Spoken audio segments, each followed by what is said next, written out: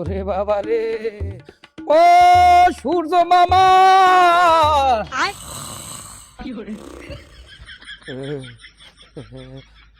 মামু। এ বেটা এই শীতের মধ্যে তো জ্বালাও খায়। হয়েছে কি তোর, হয়েছে কি? ও মামু হইবে কি, আবার আছে কি?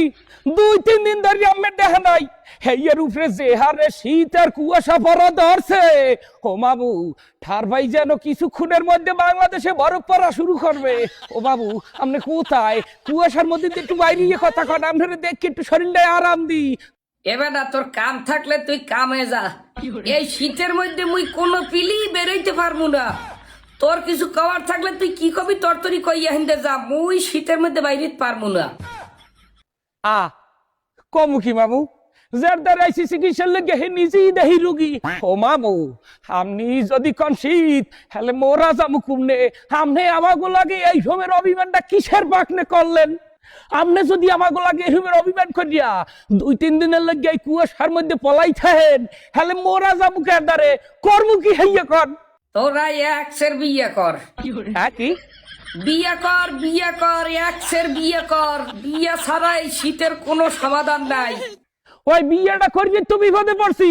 বিয়ে করার কালে তো আস্তে আস্তে করছি, এখন গোসল করতে গেলে বোঝন যায় এই গোসলটা করবো কেমনে? কে একসের ম্যাজিক গোসল কর, ম্যাজিক গোসল। বাবু আপনি ইয়ের কি করেন? বিয়ে একটা করছি ঘুমায় ডাইন পাশে, এই বাম পাশ আর এই সামনের পাশ আর পিছনের পাশ, এই 3 পাশ থাকে খালি। এই 3 পাশ দিয়ে যে শীত ঢোকে আর ঠান্ডা ঢোকে, হেই মাথা মুখি দেয়া। কে বাকি 3 পেশের লেগে তুই আরো 3টে বিয়ে করিলা। 4 বিয়ে পর্যন্ত তো বড় ফরজই আছে। বাবু যা কইছেন ভালো কইছেন, কিন্তু আস্তে কন বাবা। হইয়া যদি আমার বউ হলে, আপনারে তো হাতের দ্বারে পাইবে না, কেলাইবে আনে মোরে শীত কেললে বেতা মামু। বেটা বেতার ডর মগো আছে। একদিকে হইলে শীত, আর একদিকে কালগো বাদে পরশু তোমাকে 31st নাইট। এই শীত আর 31st নাইটের আতশবাজি আর বোম আর শব্দ দূষণ, পরিবেশ দূষণ থেকে নিজেকে সেফ রাখতে আইত্য গোপনে আসি। কি কন মামু, এই শীতকালে বাঙালি বাসি আমের বর্ষায়, আপনি যদি কনে ইয়া তাহলে বাঙালি বাঁচবে কেমনে? এই রকমের 2-3 দিন ধরে যদি ডুকি পালান দেন, কুয়াশার সাথে কিছু চিনায় না সকাল টু সন্ধ্যা, এলে এই শীতে বাঙালি বাঁচবে কেমনে? আর চাইয়া কুয়াশা না দিয়ে বড় ভাবাইয়া মারি আমার একশোটে। আচ্ছা এ ডৌগেলারের ফো, এ তোর ঘরে শীতের পোশাক কয়টা? হ্যাঁ, হুডি, সুইপ শার্ট, চাদর, মাফলার মিলাইয়া মিনিমাম 12-14টা হইবে। আর ঘুমাও কোথায়, কি বেইলে ঘুমাও? আমি তো ঘুমাই মামু 5 তলায়। 5 তলার উপরে আমার বাসা, বাসার উপরে খাট, খাটের উপরে তোষক, তোষকের উপরে আমি, আমার উপরে 4-5টা লেবার কম্বল।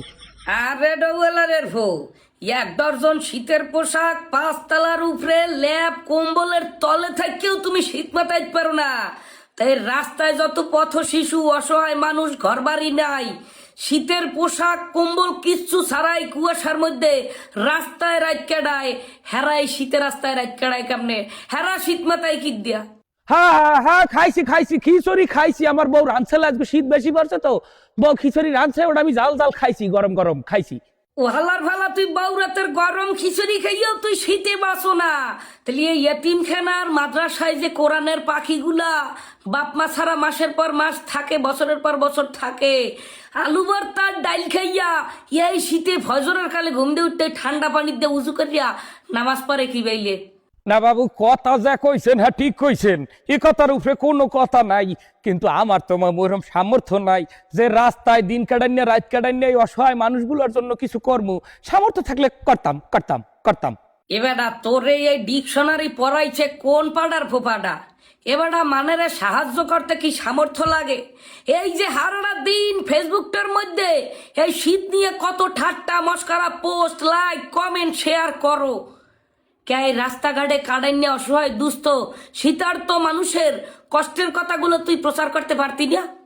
এগুলো প্রচারের মাধ্যমে যদি একটা সামর্থ্যবান মানুষের কাছে যায়, আর সেই সামর্থ্যবান মানুষ যদি একটু সাহায্য করে, ওই শীতের তো মানুষটার যদি একটু উপকার হয়, হেতির তো যায়, তোর সামর্থ্য লাগবে কি তাই?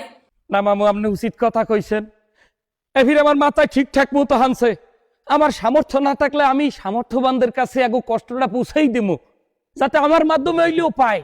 এই জিনিসটা আমি করমু, কিন্তু মামু অনুগ্রহপূর্বক এই বাঙালির উপরে আপনি অভিমান করবেন না, বাঙালি ছেড়ে মরিয়ে যাইবে। এই ঠান্ডায় উপকূলীয় অঞ্চলে যে কি পরিমাণ শীত পড়ে মামু, এই শীতে যদি আপনি ডুগি ফলান দেন মামু, বাঁচার কোনো উপায় নাই মামু। আপনি দয়া করিয়ে দেখা দিয়েন, আপনি দয়া করিয়ে দেখা দিলে এই বাঙালির অস্তিত্ব টিকিয়া থাকিবে।